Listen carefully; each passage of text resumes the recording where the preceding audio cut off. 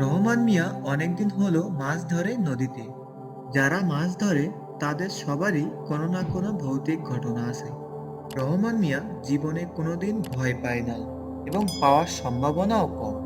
এই তো সেবার শ্মশানের পাশের নদীতে মাছ ধরতে যেয়ে লক্ষ্মীবন্তর এতবার ডাকার পরেও তার দিকে ফিরে না তাকিয়ে তিনি দিব্যি মাছ ধরে বাড়ি ফিরেছেন। লক্ষ্মীবন্তর রহমান মিয়ার বাল্যবন্ধু ছিল, যাকে গত বছর ওই শ্মশানে পোড়ানো হয়েছিল। এমন ছিটেফোঁটা অনেক ঘটনাই রহমান মিয়ার জীবনে ঘটেছে, কিন্তু কোনোদিন ভয় তো দূরে থাক, তার বুক পর্যন্ত কাঁপেনি। কটকার খালের কথা অনেক শুনেছে রহমান মিয়া।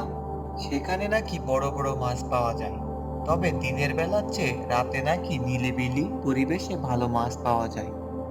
কিন্তু ওই খালের বেশ দুর্নামও আছে।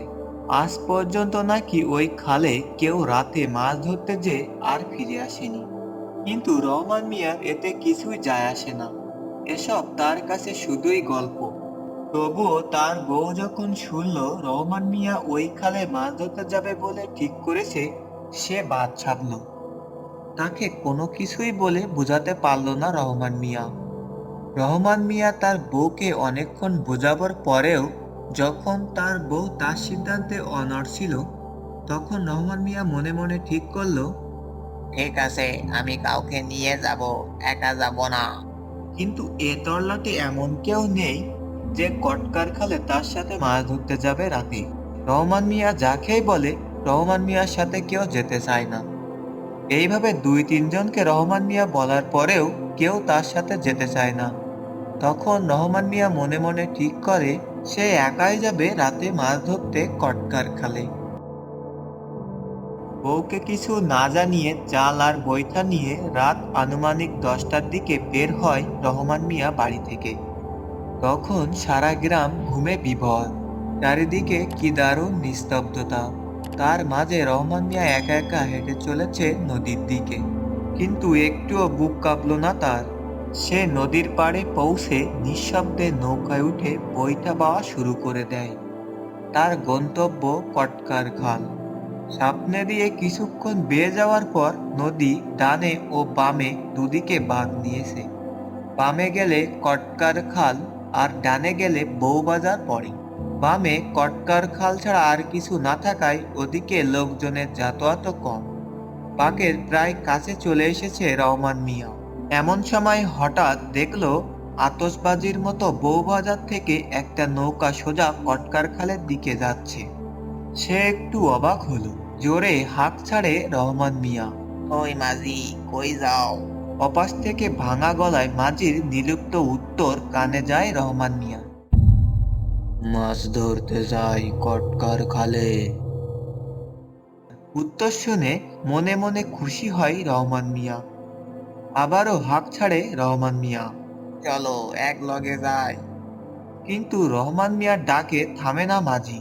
নিঃশব্দে বৈঠা বেয়ে যায় সে। বোকা রহমান মিয়া একবারও ভাবে না পানির শব্দ ছাড়া নিঃশব্দে বৈঠা পাওয়া কি সম্ভব। বাঘ ঘুরে কটকার খালে পৌঁছায় রহমান মিয়া। অন্ধকারে মাঝির নৌকা খুঁজতেই চোখে পড়ে নৌকা। মাঝির দিকে তাকাতেই সে দেখতে পায় সাদা চাদর জড়িয়ে এই গরমের মধ্যে রয়েছে মাঝি। আর কোনো কথা না বলে জাল বের করে খালের মধ্যে ফেলে সে। কটকার খালে শুধু দুজন প্রাণী দেখা যাচ্ছে, একজন রহমান মিয়া যে কিনা মাছ ধরছে, অন্যদিকে মাঝি যে বৈঠায় বসে আছে।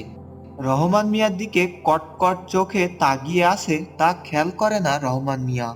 দুইবার জাল উঠালেও কোনো মাছ পায় না রহমান মিয়া। তৃতীয়বার জাল মারার সাথে সাথে রহমান মিয়া টান অনুভব করে জালে।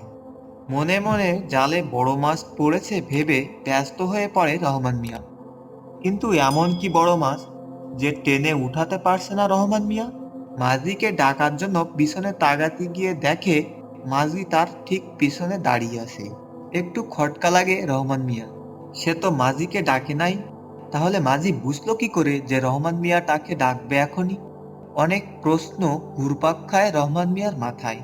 রহমান মিয়া মাঝিকে কিছু জিজ্ঞেস করে না, শুধু তাকিয়ে ভালোভাবে দেখার চেষ্টা করে। ব্যাপারটা অস্বাভাবিক মনে হয় না রহমান মিয়ার কাছে। সে মাঝিকে বলে, হাত লাগাও মাঝি, মনে হয় বড় মাছ। মাঝি রহমান মিয়ার দিকে না তাকিয়ে এক টানে জাল নৌকার উপরে তোলে। রহমান মিয়ার চোখ বড় বড় হয়ে যায়। সে পারল না আর এত ভারী জিনিস মাঝি একা কিভাবে তুললো। জাল তুলে দিয়ে মাঝি চুপচাপ বসে পড়ে পাটাতানের উপর। রহমান মিয়া এতক্ষণ মাঝির দিকে তাকিয়েছিল, এবার জালের দিকে তাকাতেই আর এক দফা চোখ বড় বড় হয়ে যায় তার। স্পষ্ট দেখা যাচ্ছে যে জালে মাছের বদলে সাদা কাপড়ে আগা থেকে গোড়া অবধি মোড়ানো লাশের মতো একটা বস্তু। এ কি ঝামেলা! রহমান মিয়া ভাবতে থাকে, কেন কেউ আসে না এই কটকার খালে। লাশটা খুলে দেখার ইচ্ছা হয় তার। আর কিছু না ভেবেই লাশের মাথা আন্দাজ করে কাপড় খোলা শুরু করে রহমান মিয়া। খুলেই আবছা আলোয় মুখটা দেখতে পায় রহমান মিয়া। পাশে কেউ এসে দাঁড়িয়েছে বুঝে সেদিকে তাকাতেই রহমান মিয়া দেখে মাঝি। মুখ থেকে চাদর সরিয়ে ফেলেছে মাঝি। ভারী রাগ হয় রহমান মিয়ার। মাঝির দিক থেকে চোখ ফিরিয়ে লাশের দিকে তাকায় সে, কিন্তু এ কি! লাশ চোখ মিলল কি করে! দুইটা লাল চোখ বড় বড় করে তাকিয়ে আছে রহমান মিয়ার দিকে। ভারী রাগ হয় রহমান মিয়া, সেই সাথে বুকটাও একটু কেঁপে ওঠে। লাশের চেহারার সাথে মাঝির চেহারার মিল হুবাহু এক। দুজনেই একসাথে হাসতে থাকে। রহমান মিয়া তাদের কাছ থেকে পালানোর চেষ্টা করে, কিন্তু কোনো এক অদৃশ্য শক্তি তার শরীরকে টেনে রেখেছে যেন। রহমান মিয়া এক চুলও নড়তে পারে না। স্থির হয়ে নৌকার উপর দাঁড়িয়ে থাকে সে, শুধু চোখ দিয়ে এদিকে ওদিকে তাকাতে থাকে, কিন্তু কোনো ফলাফল নেই। কিছুক্ষণের মধ্যেই রহমান মিয়ার চোখ ভারী হয়ে আসতে থাকে। রহমান মিয়া জ্ঞান হারিয়ে ফেলে। তার আর গ্রামে ফেরা হয় না।